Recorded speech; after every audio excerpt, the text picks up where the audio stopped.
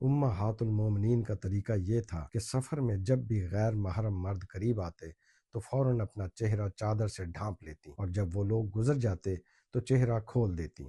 یہ عمل ان کے معمولات کا حصہ تھا، چاہے وہ عبادت کے سفر میں ہوں یا عام حالت میں۔